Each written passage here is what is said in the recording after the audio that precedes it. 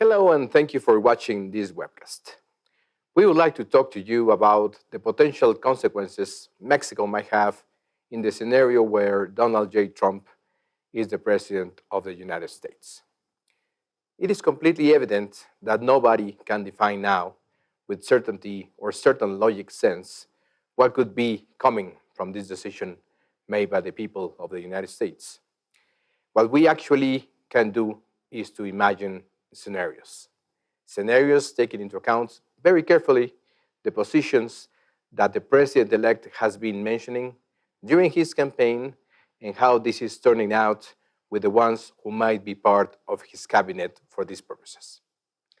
What we are looking today is to give you information that could be valuable to make sense of this phenomenon, and overall that this information might be a bridge to start a conversation with you, our valued clients and friends.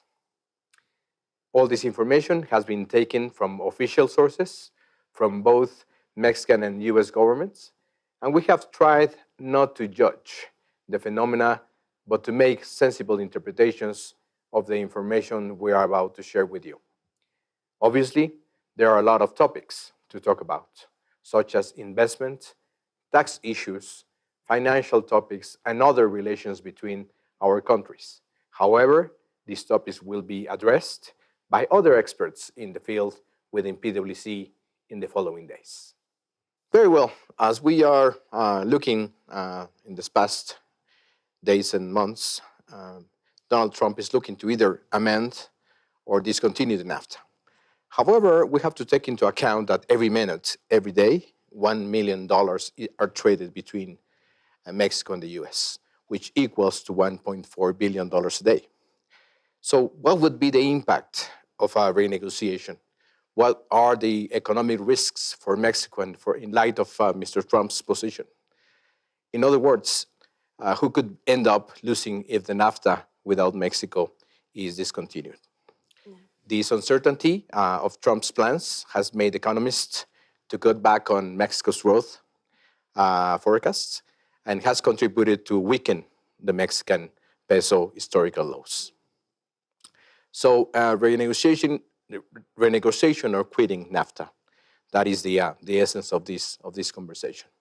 And what we have seen, Norma, is that Mr. Trump has been realizing and telling us that in the next 100 days, in the next maybe 200 days, things are going to be happening. Is that right? Yeah, that is correct, Ivan. And Trump will be working during the first 200 days, reviewing and making an analysis of the different sectors of the NAFTA agreement.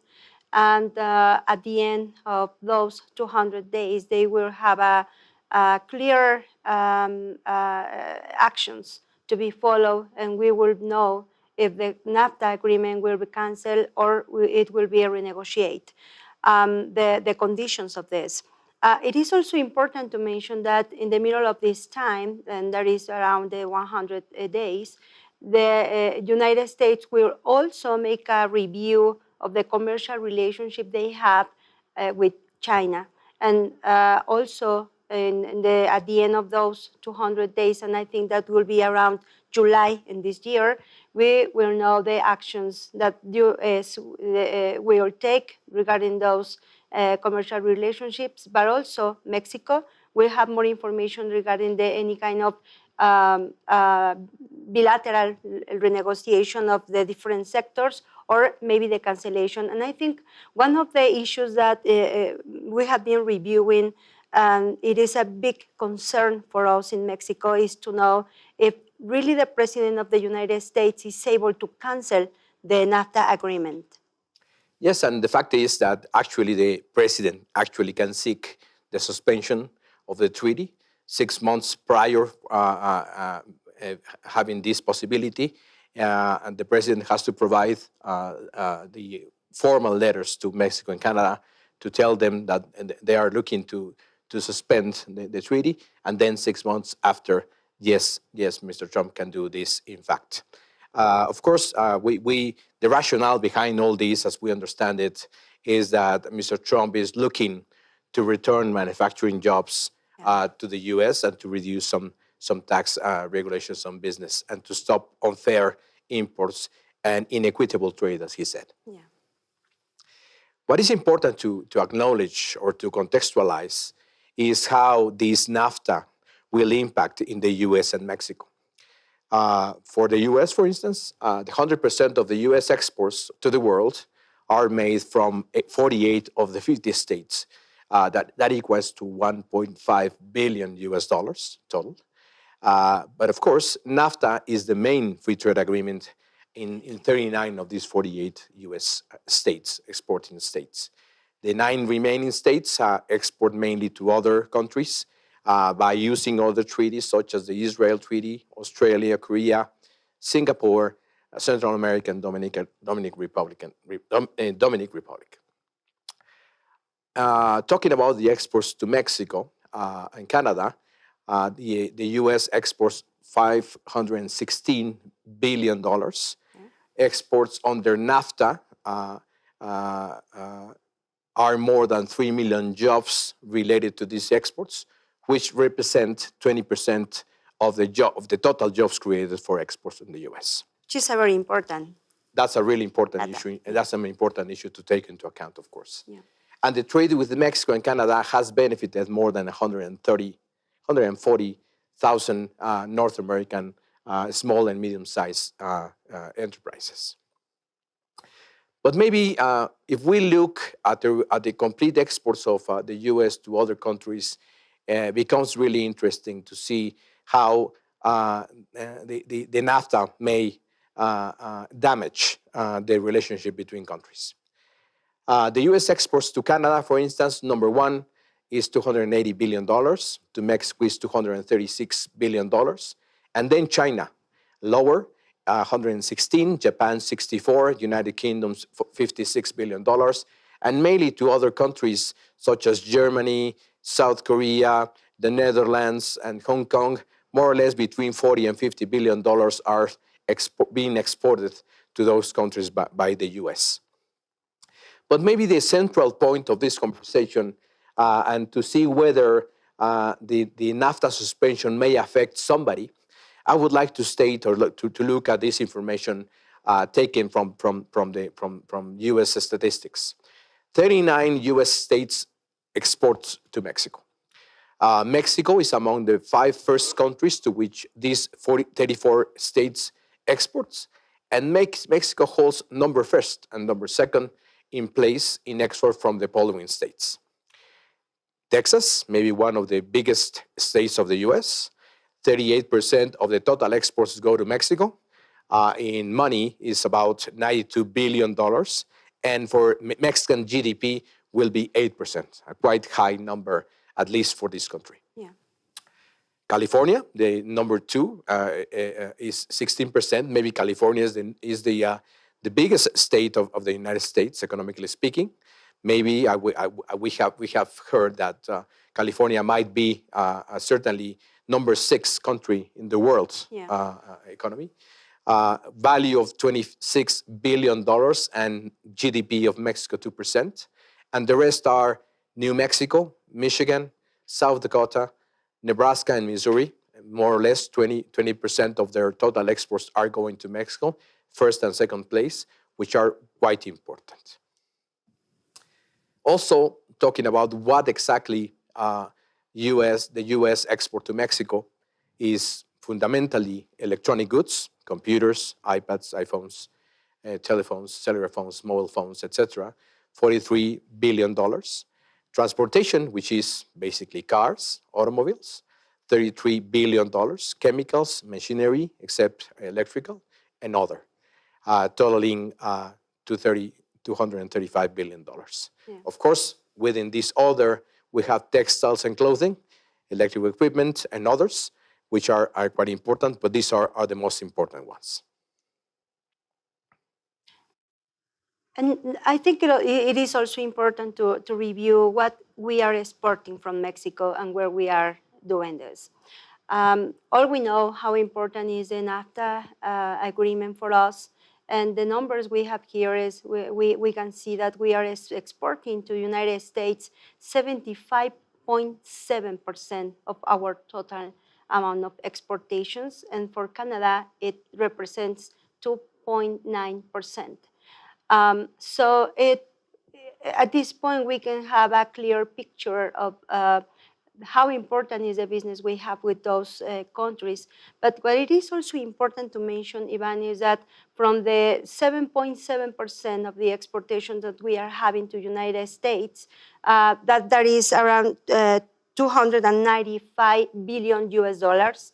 From that amount, 250 billion US dollars represents the exportations we are having as a result of the manufacturing process we have in Mexico, and that is under the Maquila programs. That is correct. I think that is worth to stop a little bit in that situation because, as we know it, the Maquila programs or the IMEX programs that are in Mexico are manufacturing facilities, manufacturing or assembling products coming from the U.S., fundamentally from the U.S., also from Asia, also from the European Union, but fundamentally those are manufacturing facilities of the U.S.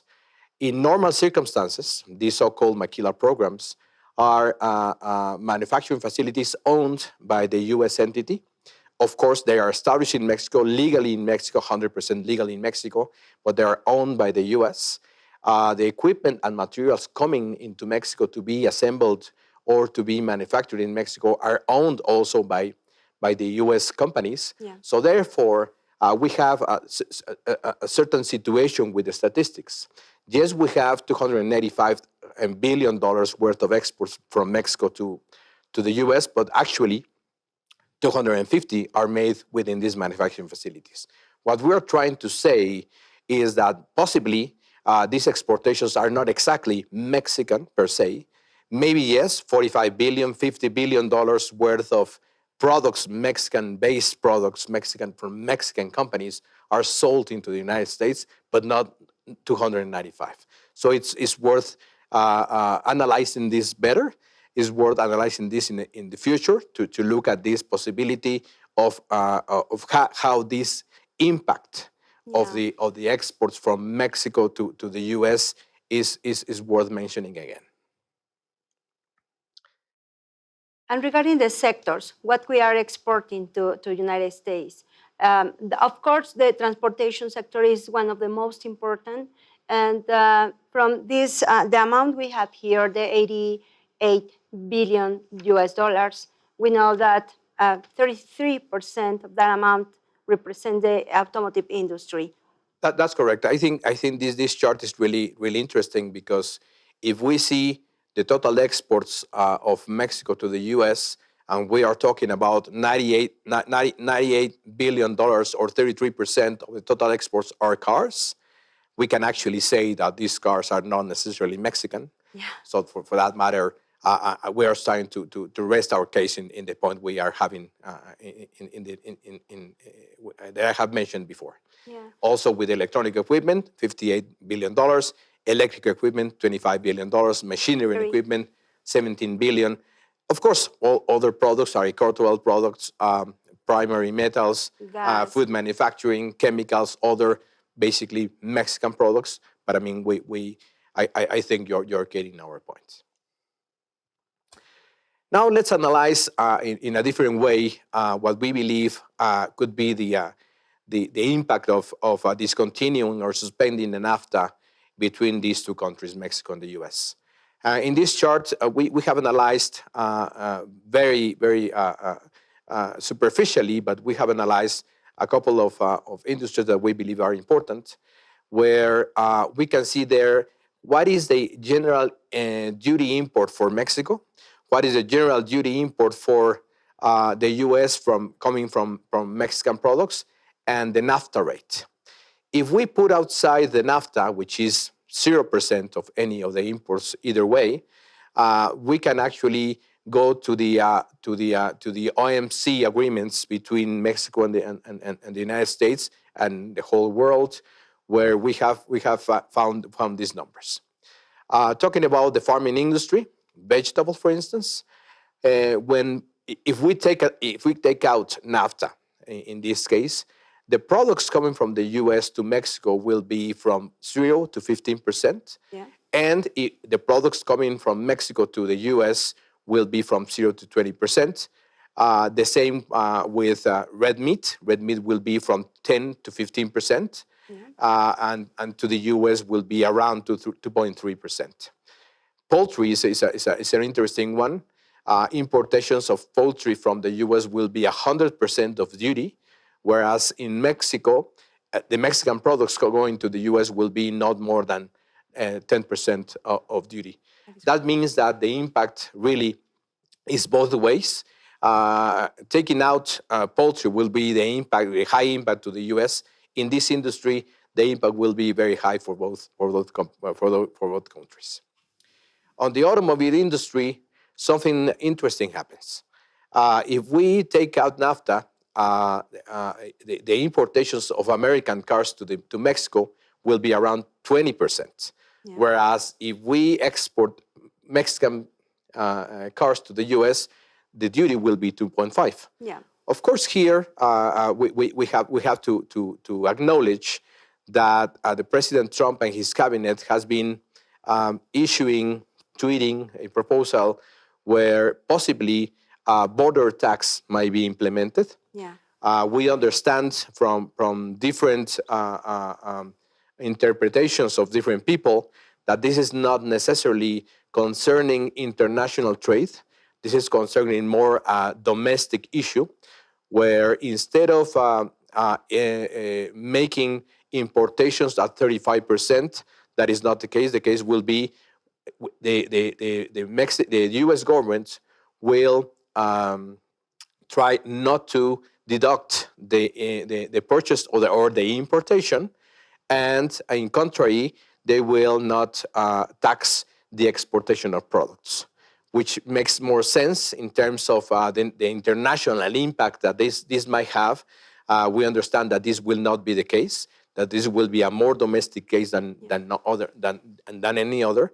But nevertheless, of course, not everybody is an importer and an exporter. Not everybody imports, not everybody exports. So it's going to be rather complex to be able to implement this type of tax that Mr. Trump is trying to implement. But I mean, again, as we have mentioned, we don't know exactly what's going to happen. We are just a few days from inauguration, so let's see what happens. Yeah, and that action will represent a direct cost for the final user. Absolutely. That is something for sure. Yeah. Of course, we have to wait until our specialists in that sense will let us know what's going to be the real impact. If we go to the pharmaceutical industry, also will be the same issue. Importations to Mexico will be up to 15%, whereas importations from Mexico to the U.S. will be 0%. We have a greater impact for the U.S. Based products to Mexico than otherwise. In the electrical industry, the mining industry, the energy industry, and the aerospace industry, we have no impact. Since a long time ago, maybe 10 years ago, all these products from these industries are totally 0%. Yes. So with or without the NAFTA, really nothing is going to happen. So we can rest in peace in that sense. But again, the machinery and equipment, again for Mexico, will be up to 15%, and for Mexican products to the U.S. will be up to 5%. So again, the U.S. will be more impacted in terms of duties than Mexico will. Yeah. Also, it's important that we have two major components of the new cabinet proposed by Mr. Trump, Mr. Wilbur Ross to be the U.S. Commerce Secretary, and Mr. Leitziger, who will be or might be the U.S. Trade Representative. These two persons are really experienced people, not in politics. For instance, Mr. Wilbur Ross has not been a politician, has been a Republican, has been a Democrat, but has been really into the economy, really impacting the economy. He's a billionaire with plenty of business in the U.S. and abroad. Mr. Leitziger has been more politician. He was actually very active in the Reagan administration.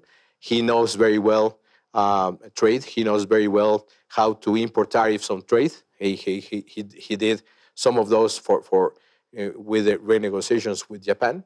But I mean, what we are trying to say is that we have two people that really going to be impacting very much the situation with the Mexican relations. Yeah, that is correct.